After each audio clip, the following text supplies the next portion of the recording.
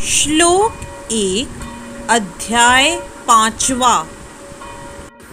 अर्जुन उवाच संन्यासं कर्मणां कृष्ण पुनर्योगं च शंससि यच्छ्रेय एतयोरेकं तन्मे ब्रूहि सुनिश्चितम्।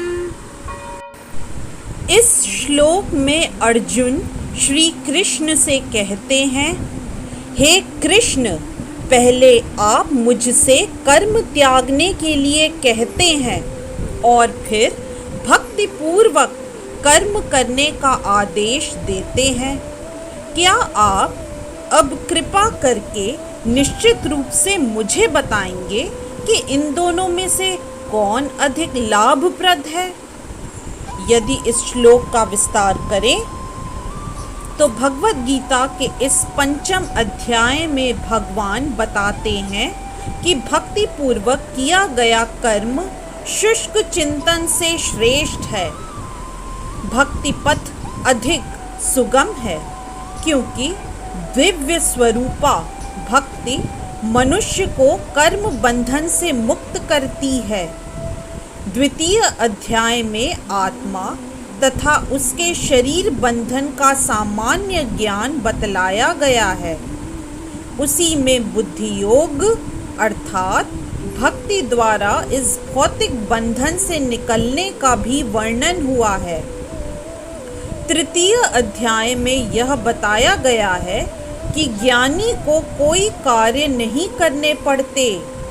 चतुर्थ अध्याय में भगवान ने अर्जुन को बताया है कि सारे यज्ञों का पर्यवसान ज्ञान में होता है, किंतु चतुर्थ अध्याय के अंत में भगवान ने अर्जुन को सलाह दी कि वह पूर्ण ज्ञान से युक्त होकर उठ करके युद्ध करे।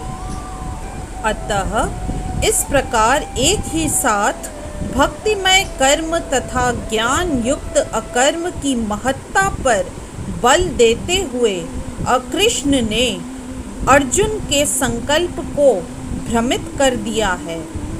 अर्जुन यह समझता है कि ज्ञानमय संन्यास का अर्थ है इंद्रिय कार्यों के रूप में समस्त प्रकार के कार्यकलापों का परित्याग, किंतु यदि भक्ति योग में कोई कर्म करता है तो फिर कर्म का किस तरह त्याग हुआ?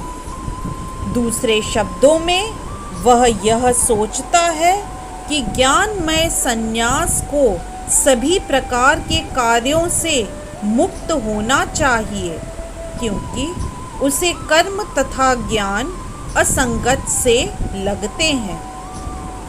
ऐसा लगता है कि वह नहीं समझ पाया कि ज्ञान के साथ किया गया कर्म बंधनकारी न होने के कारण अकर्म के ही तुल्य है। अतएव वह पूछता है कि वह सब प्रकार से कर्म त्याग दे या पूर्ण ज्ञान से युक्त होकर कर्म करे। इस तरह से श्लोक 1 अध्याय 5 की व्याख्या यहीं संपन्न होती है। जय श्री कृष्णा। यदि आज का वीडियो आपको पसंद आया तो कृपया लाइक, सब्सक्राइब, कमेंट और शेयर करना न भूलें। चैनल का नाम है मिस्टिक फेथ।